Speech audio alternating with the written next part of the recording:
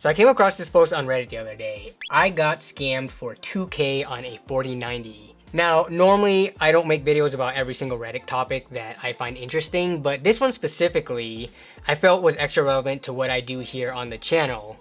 I enjoy documenting my PC hardware pickups in my local area. It captures like the real and raw interactions with random strangers, and a lot of you out there seem to enjoy watching them as much as I enjoy making them. One of the main reasons I started making these types of videos was to show how I go about conducting transactions to avoid being scammed. So in this video, I want to go through this person's story and talk about what led to their predicament. I mean, come on, my channel's primary goal is to encourage people to be nerds on a budget. What's the point of all this budgeting and deal hunting to save money if you're just gonna flush it down the toilet to a scammer? Now, I imagine that a lot of people watching this are going to be like me when I first read this post and think, oh my god, how can people be so naive and get scammed out of such a large amount of money? But I'll say now that you shouldn't be too quick to judge, because a lot of people that buy and sell parts in the used local market, myself included, have probably been susceptible to scams similar to this as well, whether or not we'd like to admit it. And I'll expand more on that later on, but first let's get into this post. I got scammed for 2K on a 4090. Hi guys, I don't know what to say. I bought a 4090 secondhand, and when I went home, it just wouldn't turn on. I opened it up and realized the GPU core and VRAM was gone. I was very thorough with the trade and asked for as many videos and photos as possible. He even set the benchmark with the date right before we met. I honestly don't know what to do. The person deleted all traces themselves, and I contacted Facebook. So this happened on Facebook Marketplace, Gigabyte and Nvidia. I understand that they most likely can't do much, but I'm really desperate here. I know I am 100% at fault, but what can I do now? Any advice? They go on to make an edit saying it was a trade, 7900 XTX plus cash for the 4090. It was worth about 2K Canadian. Okay, so 2K Canadian is about 1500 USD. So they put up their own card with some cash in exchange for this 4090. At 1500, that sounds about right for a used 4090. And they also posted pictures as well. So here are the images. So yep, there it is. There's the board with the core and VRAM just completely stripped out of it. Here's another photo showing the cooler being removed. Oh man, I can't imagine what it must have felt like to be like super excited to get something as powerful as an RTX 4090, you know, the most powerful graphics card available to consumers right now, to then have that feeling just completely ripped away when it ended up not working. And then when you finally go to open it up, like, this is what you see. That's just brutal. In the comments, OP gives more details in response to questions people ask. Like in this one, they ask OP how many reviews, transactions, raised does the seller have? And apparently the seller's account looked legit. You know, it says they had 4-star average with not too many reviews, but some reviews. It's not like the seller had like a no name, no profile account, was just made yesterday type of account, you know, which could be an indicator of a scam, but it's not always. So OP, you know, was paying some sort of attention. There were also some comments asking why they don't just go back to the seller's house and ask for the money back, which I thought was pretty obvious, but apparently not. Any half-decent scammer would know not to dox themselves by meeting up at their own house. So of course this transaction happened in a public place. Do you think someone who has gone through all these steps and planned out this scam this meticulously and had the balls to meet face to face while handing over a scam card, do you think they would be dumb enough to meet at their own house? Also, I love how every time a scam story like this comes up, you have these internet tough guys coming out of the woodwork to chime in. Like, look at this one.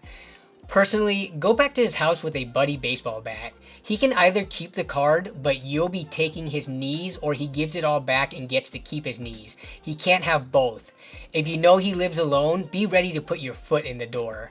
No face, no case. Somebody that does this kind of stuff has never been given an ultimatum before and will learn fast to never do it again. That's what I'd do. Bro, what kind of fantasy world do you live in where you're gonna bust into this guy's house like John Wick over a graphics card? You know that Neil deGrasse Tyson meme? That has never been more relevant than for this guy right here. But getting back on topic, someone not wanting to meet at their house to sell you something isn't necessarily a red flag. If anything, I'd say that's super normal. If I'm selling something, as a person who doesn't scam other people, I also don't want to meet at my house because I don't want people to know where I live. You think I want people bothering me if they end up breaking whatever it is I sold them the next day and then coming back to knock on my door to try to get their money back? Heck no. People do this all the time. They break stuff and then they try to return it to like Amazon, Walmart, or wherever it is they bought it from, and then they blame the product for being faulty, and they expect that to be the same case when they buy used stuff. It's ridiculous. So yeah, requesting to meet up in a public location, that's like not a red flag in the slightest in my opinion. This next part is a huge red flag though, which OP didn't specify in the original post, but in a comment they say that the seller refused to meet me at his house or a cafe to test. I got sent a benchmark with the date not long before we met up, so I thought it was enough. Looking back, I should have asked for more. Yep, hindsight's 2020. Plenty of people buy parts all the time and don't bother testing, and it usually works out fine, but OP here was even asking to do that and being willing to bring their own rig and monitor to test. And earlier they even noted, that the seller had multiple sales and a good average rating. So to me, it shows that OP wasn't just like some dumb buyer. They showed forward thinking and that they were being somewhat vigilant. But then all that caution and vigilance goes right out the window as soon as the seller tells them no testing. And they go, well, at least I tried. Let's go through with this deal anyways. Like, how do you go from pretty dang good due diligence throughout the majority of the correspondence to then straight up dropping the ball right at the last minute where it mattered most? I tried looking through this thread to see if they answered why they still went through with the deal, when the seller refused in-person testing, but they never responded to it. I think it's obvious though. They just found the deal to be way too attractive and didn't want to miss out, which is like the only reason why anyone in the history of ever has gotten scammed, right? There is almost no legitimate reason for a seller to deny you the request of testing before buying. If they are in that much of a rush that they can't even spare 10 to 15 minutes when $1,500 worth of hardware is on the line, then something's up. What OP could have done in this case was actually use the fact that they're also trading away an RX 7900 XTX as part of this deal. So wouldn't the other guy also want to see that working? I actually recently had a transaction for a graphics card where the seller even put on his listing, no testing, that he did all the testing already, and if the card ends up having problems, I could come back for an exchange. In that meetup, I brought my test rig anyways, and I was going to test it regardless of what he said. If he was going to make a big deal out of it once we were face to face, it would have been like the biggest red flag that something fishy was up. But it all ended up working out. The card worked fine. The dude was actually super chill. But yeah, I have a portable test rig that I use to test parts out of the back of my car. It runs on a UPS backup battery, so I don't need to find an outlet in a coffee shop or anything like that to test. That's how I protect myself from being scammed. That said though, I'm not like this out of touch YouTuber that expects everyone to have a similar setup. The average person isn't going to be running around with a portable test bench in their car. Maybe if you buy and sell parts very frequently, then it makes sense to invest in. But your average PC gamer that's just looking to buy hardware every once in a while for like their one PC, not realistic at all. And I get why a lot of people don't test before they buy. It's a hassle. Most people don't have spare PCs and monitors, so if they're bringing stuff to test, it's coming out of their own like personal setup, which they have to take apart, load it all in the car, and then they're making a scene when they lug it all into the McDonald's just to set it up to test a card. So yeah, I can see why that's not appealing. And then you gotta consider the people that don't even have a PC to begin with, right? They're buying parts so that they can build their first one, and they don't have a lot of money to be spending on new hardware, so that's why they're shopping used locally in the first place. They don't even have the option of bringing a test system, so I totally get it. There are perfectly legitimate reasons for not testing before buying. But here's my pro tip for you if you do fall into this category. When you're messaging back and forth with the seller, tell them that you're bringing a system to test it. Just lie. You don't actually have to have one. They don't know. This should weed out the scammers instantly because their cover will be blown the second you try to test it. Legit sellers would have no problems with this request, and when you meet up, just tell them that you only said that to see if they were a scammer, and then you could both have a good laugh. It's not 100% foolproof, but it's an added layer of protection to help prevent against scammers. There's actually nothing that's 100% guaranteed. The closest is testing, but you could still get scammed. Like, someone can knowingly sell you something that has been like mistreated and can pass a quick test at the meetup, but then have tons of issues like a week later during longer durations of heavy workloads.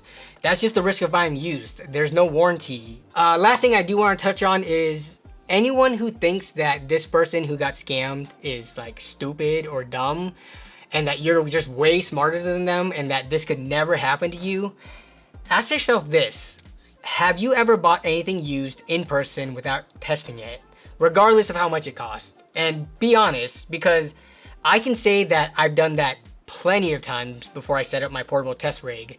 There's plenty of proof on my own channel. Like, here's a video of me buying a used GTX 1080 for 450 bucks cash at a grocery store, no test system in hand. Here's me trading an RX 5700 XT for an RTX 3060 during the peak pandemic shortages and crypto surge, no testing done here either. And here I do a trade with cash on top, just like the person in the Reddit post. I traded an RX 5700 with cash on top for an RTX 3070, again, no testing. And there's plenty more examples like this on my channel before I started using my portable test rig. In all these situations, it worked out for me just fine, but I could have easily gotten scammed just like OP did because I didn't test. Luckily, that never happened, and you know, the people I dealt with weren't complete scumbags. And I've now come up with a way to eliminate most of the risk, but it would be way too harsh for me to judge this person just because they had a little bit too much faith in their fellow human. You know, they're not dumb. They didn't deserve for this to happen to them. So I have sympathy. It's a really expensive lesson learned that I'm sure will keep them on their toes from here on out.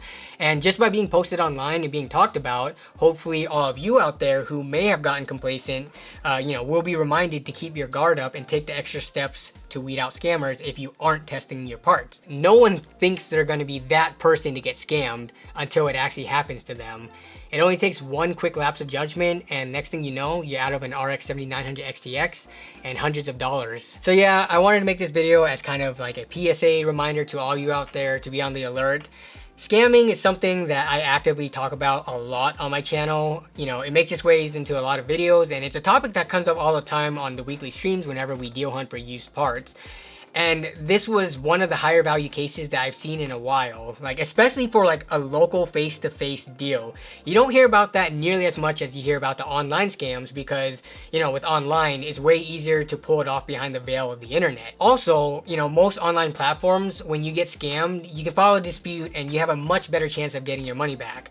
But in a face-to-face deal, once a person is gone, they're gone. Good luck finding them or getting law enforcement to do anything about it. So yeah, that's gonna be it for me though. Hope you found this video helpful or informative in one way or another. Let me know down in the comments below. Have you ever bought anything worth hundreds or thousands of dollars in person without testing it? Whether it be PC related, other electronics, tools, or whatever it may be. Also, let me know if you've ever gotten scammed from buying something locally in a face-to-face meetup. And what was the story behind that and how did that happen? I look forward to reading your responses, and I want to thank you all as always for watching and for continuing to support the channel. Big thanks to the channel members as always for their above and beyond support. Be safe out there, and I'll see you all down in the comments as well as the next stream and or video. Bye.